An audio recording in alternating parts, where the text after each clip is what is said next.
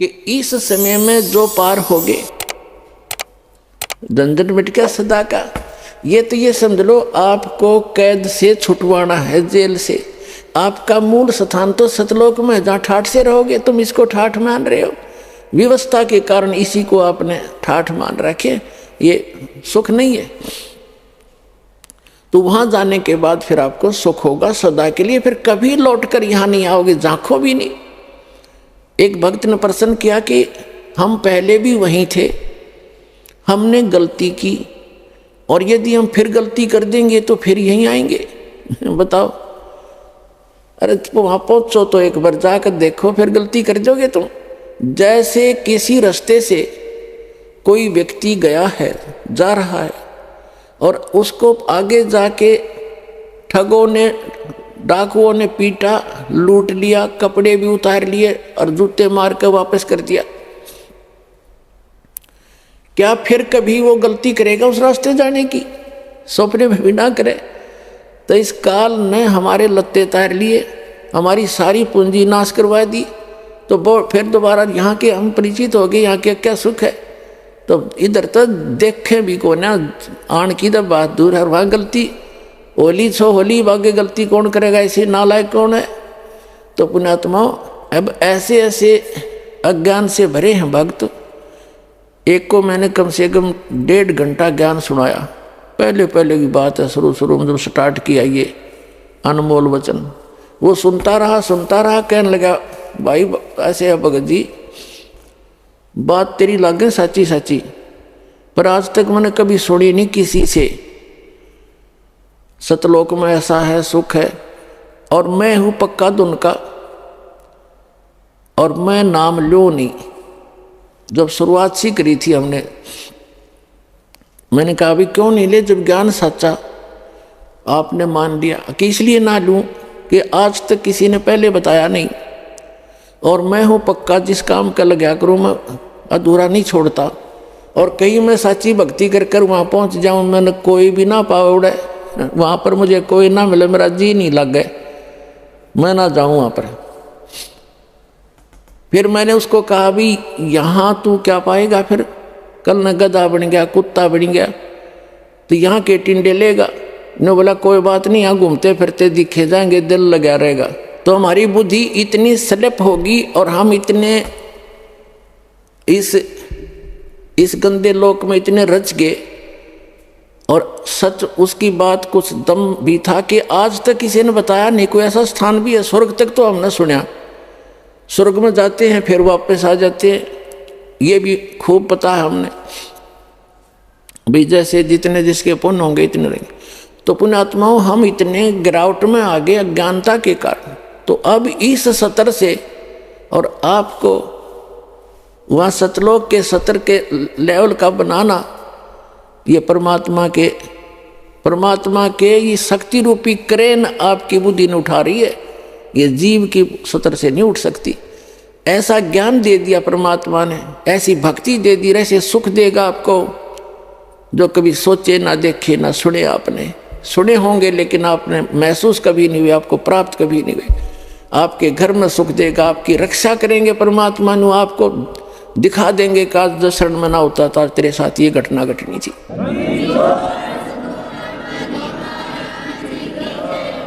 तो फिर अपने आप मान लेंगे कबीर इज गॉड।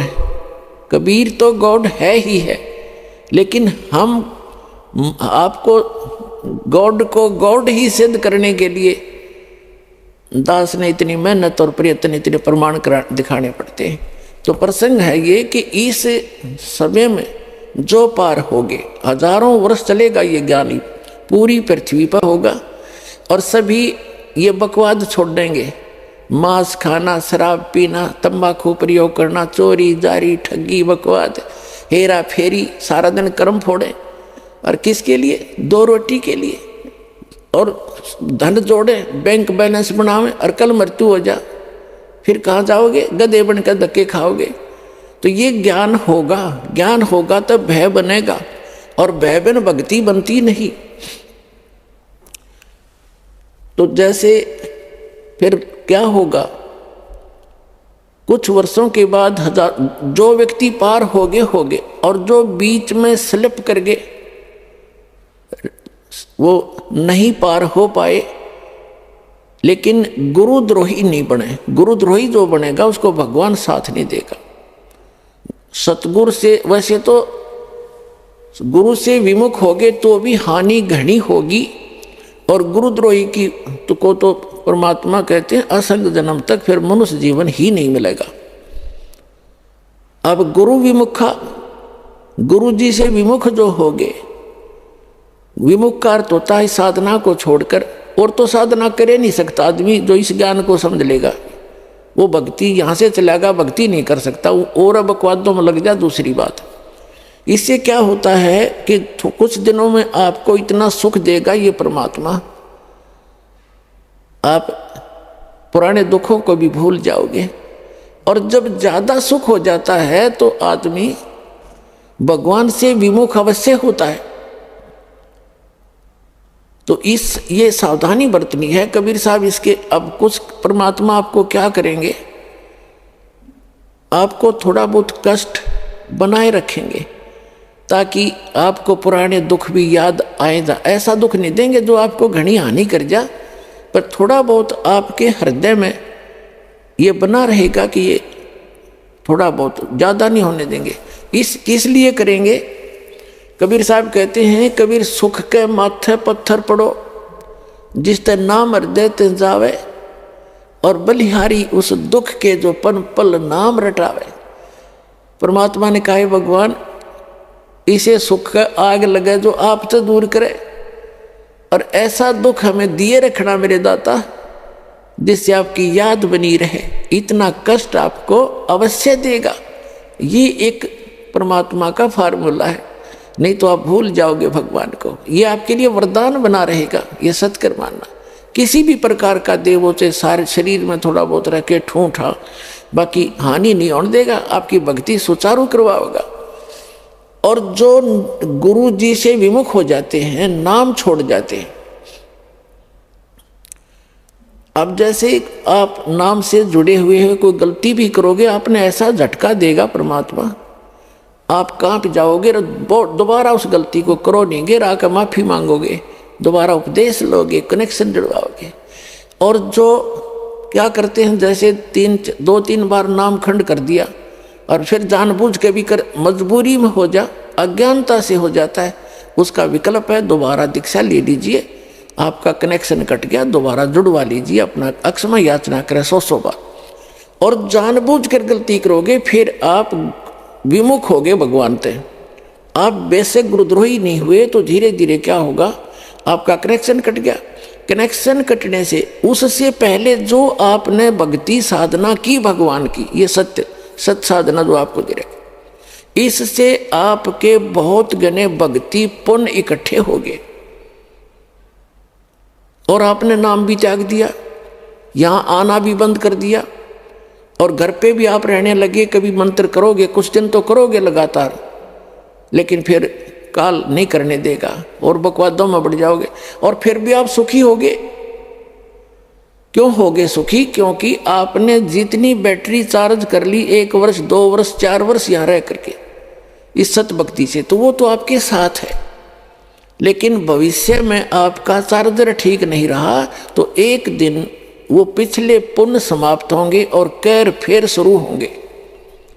अब जैसे कई भक्त अब तो खैर नहीं जाएंगे, तो ज्ञान हो गया, बुद्धिमान हो गए। शुरू में हमारे साथ बड़ी समस्याएं रही। कोई शुरू में आए, उनको इतना सुख दिया, 1-2 वर्ष रहे, फिर छोड़ छाट गए।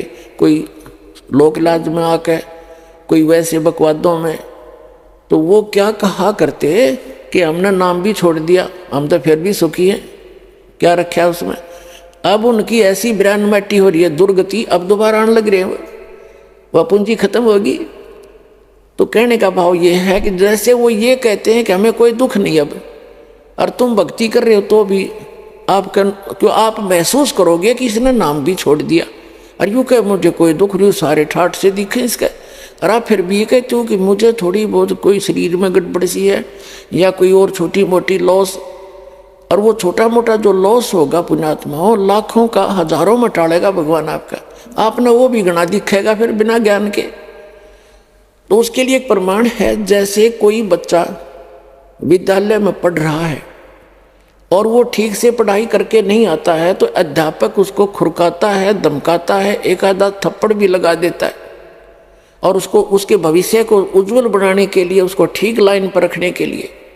और एक बच्चा विद्यालय त्याग गया और वो सारा दिन गधा पर बारी लेता फिर है, घूमता फिर है, गधों की सवारी कर रहा है, कभी वृक्षों पर चढ़ रहा है, बनी में घूम रहा है, तो उस बच्चे ने, वो बच्चा क्या कहता है कि अब मुझे अध्यापक कुछ नहीं कहता, देखो मैं तो ठाठ से अपना मनमर्जी कर रहा हूँ। तो वो उस टीचर के क्राइटेरिया से बाहर हो गया, वो उसका नाम कट गया, वो अपने कर्म फोड़ रहा है। और जो बच्चा विद्यालय में पढ़ रहा है वो उसको इसलिए खुरकाया धमकाया जाता है कि उसका भविष्य बन जाए और वो सफल होगा। वो फिर आगे चल के जो नाम त्याग गया, नाम जिसका कट गया यानी विद्यालय से, आगे चल के वो मजदूरी करेगा और वो एक अच्छा अफसर बन के या कोई अच्छा बिजनेसमैन बन करके सुख पाएगा। तो इस प्रकार जो परमात्मा के ट्रीटमेंट में है, आप स्टूडेंट रहोगे जब तक परमात्मा के, आपको गलती करोगे झटके भी देगा, छोटा मोटा आपको खुरकावा धमकावेगा किसी भी कारण से, आपको सुचारू रखने के लिए। और जो चले गए नाम कटवा के, उनको आगे पता लगेगा वो किसी बैरिस्टर बनेंगे। अब जैसे ये दास जूनियर इंजीनियर सिविल की सर्विस किया करता था हरियाणा गवर्नमेंट में, उस समय हमारा भी एक नहर का काम चल रहा था, एक रोड का काम चल रहा था साथ साथ। तो वहाँ जो रोड के ऊपर मिट्टी डाल रहा था और वहीं एक एक्सीडेंट आ गया उस B&R का, और अब वहाँ देख कर सारा उनके काम को चेक करके चला गया। उसके जाने के बाद वो व्यक्ति जो वहाँ मजदूरी कर रहा था वो कह रहा है कि ये मेरा सहपाठी था एक्सियन, ये मेरा क्लास फेलो था 8वीं तक, मैं पढ़ा नहीं, ये इंजीनियरिंग कर गया। आज देखो मैंने अपने कर्म फोड़ दिए, मेरे बच्चे तो यहाँ मिट्टी में लेटे हुए हैं वृक्ष के नीचे और ये आज गाड़ी में घूम रहा है। अब परमात्मा कहते हैं जो भगवान से दूर हो गए और इस परमात्मा के विद्यालय में नहीं रहे, वो बाद में न्यो रोया करेंगे जैसे वो रो रहा था। तो कबीर साहब कहते हैं अच्छे दिन पाछे गए और गुरु से किया ना हेत, अब पछतावा क्या करे, बिरा चिड़िया चुग्गी खेत। तो पुणात्मा इस तरह अपने सतर्क रहना है, सावधानी बरतनी है। अब जो परमात्मा से ये तो विमुख हो गया, जैसे किसी ने सारनाम भी प्राप्त कर लिया, सतनाम तक प्राप्त कर लिया, क्या होगा? और वो विमुख हो गया।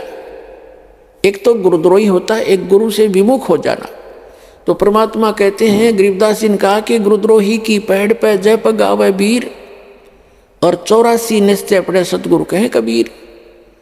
जो गुरुद्रोही हो गए उसकी पैड़ पे पैड़ यानी उसके कदम पर, उसके पैर के चिन्ह पर अगर आपका कदम रखा गया, कहते हैं तो भी 84 लाख योनियों में जाओगे। वो गुरुद्रोही जो हो जाता है। गुरुद्रोही कौन होता? जो गुरु जी की निंदा करता है और इस नाम को त्याग जाता है, कोरी बकवाद गढ़ता है, झूठ बोलता है, नरे आरोप लगाता है, वो गुरुद्रोही हो गया। और उसकी पैड़ पे पैर रखना, कहते हैं 84 निश्चय पड़े नो सतगुरु कहें कबीर। गरीबदास जी ने अपनी इस अमृतवाणी के साथ अपने परमात्मा कबीर जी की छाप साथ सहयोग लिया है कि ये भी ऐसा ही कहते हैं। अब पैड़ पे पैड़ रखना ये नहीं है कि गुरुद्रोही जा रहा है, आप वहाँ पीछे पीछे जा रहे हो तो उससे वो नहीं कि उसके कदम पे कदम नहीं रखना।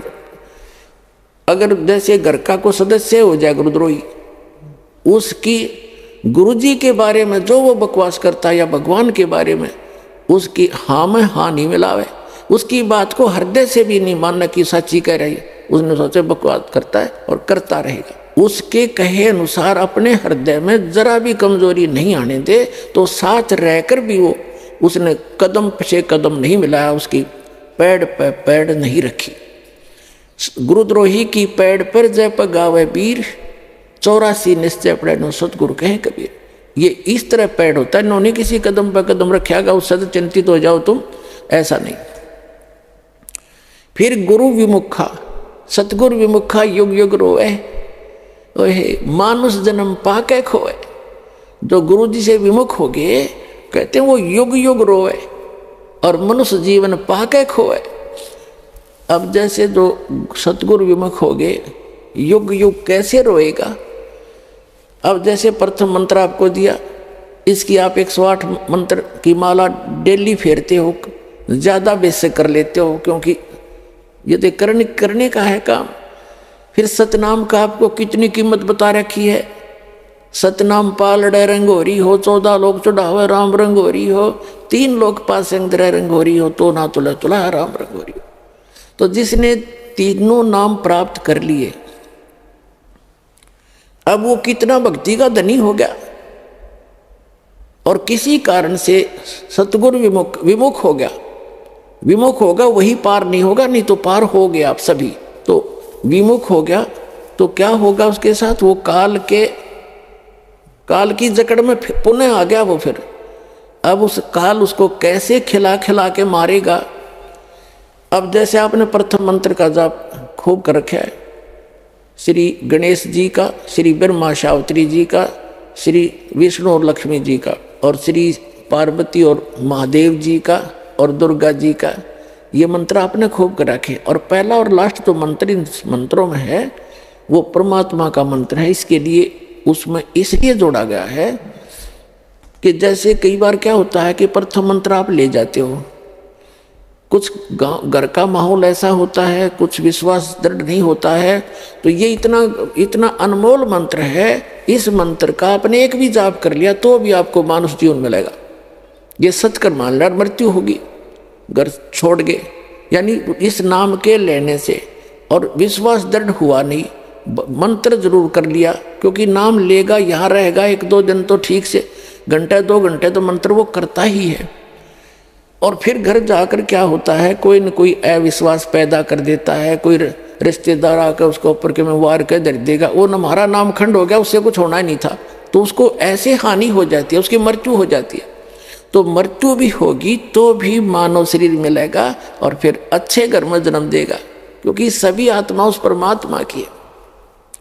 तो यहाँ से उपदेश लेकर इंसान जो मार खाते हैं वो परमात्मा पर विश्वास ना करके, मर्यादा भंग करके, उनको हानि हो ही जाती है। लेकिन इस नाम का बेनिफिट भी उनको भी मिलेगा जैसा उन्होंने किया उस सत्र का। अब क्या होगा, जैसे ये बीच के 5 मंत्र हैं इस प्रथम मंत्र के अंदर, प्रथम दीक्षा मंत्र के अंदर जो बीच के 5 नाम हैं, इनमें इन भगवानों के मंत्र हैं, और इनकी इतनी कमाई हो जाती है। जब आप शरीर छोड़कर जाओगे, आपको पहले गणेश जी के लोक में रखेंगे,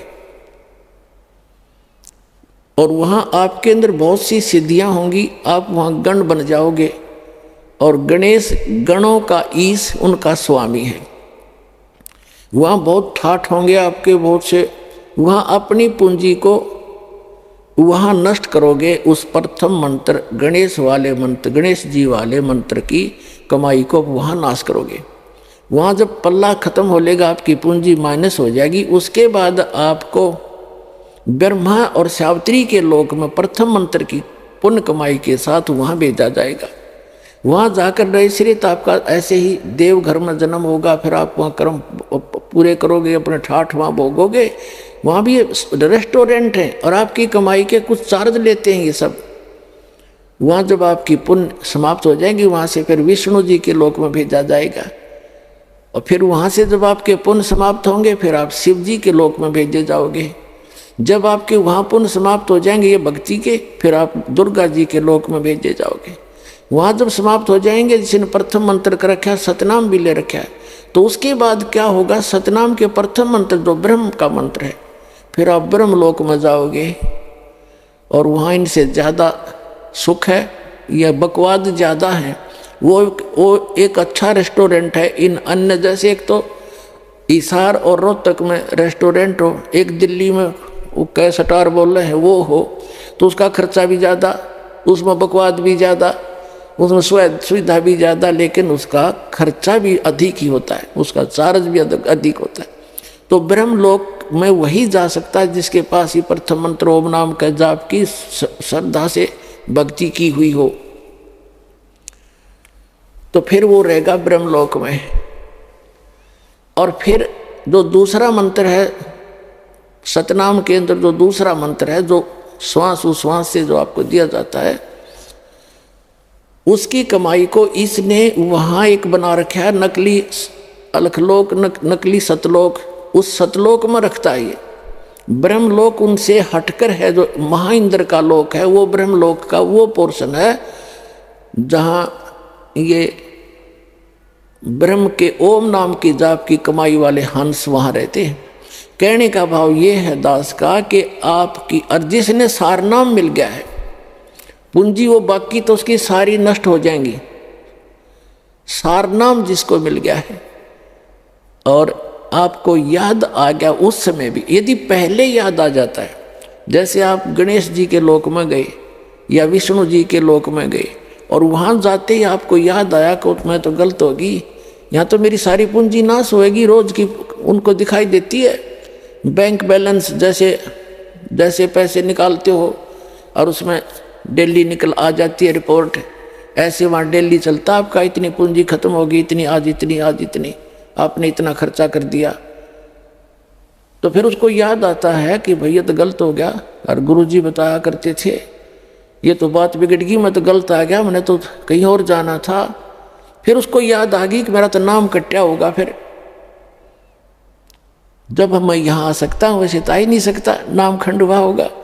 तो यहाँ कहते हैं शिव मंडल ब्रह्मापुरी चाहे विष्णु लोक में हो, हमरे गुण भूले नहीं तो आन छुटाऊं। तो यदि वहाँ भी आपका ये बात याद आ गई कि मैं तो गलत आ गया, भगवान कोई गलती बनी होगी मेरे ते, वो गलती ऐसी बनती है जो स्वयं को मालूम ना हो और गुरुद्रोही ना हो, वैसे गफलत करके हट जाता है आदमी दूर, तो वो गुरुद्रोही नहीं होता, उसकी फिर वहाँ भी अर्जी स्वीकार होती है।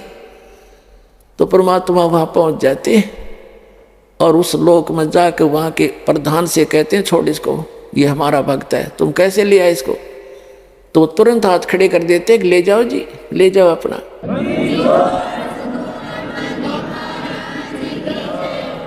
लेकिन उस नालायक ने काम कितना बिगाड़ दिया, अब उसको कहाँ रखेंगे भगवान?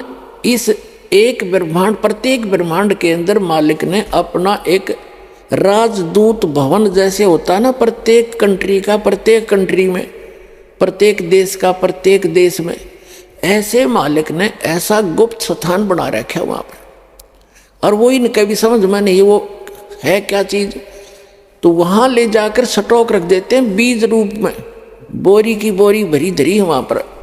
अब वो जो इस कलयुग के अंदर रह गए हुए और फिर उनके, क्योंकि काफ़ी दिन के बाद पहले तो यहीं ठाठ दिखेंगे, उसमें फिर मृत्यु होगी, इतना बहुत देर हो चुकी होगी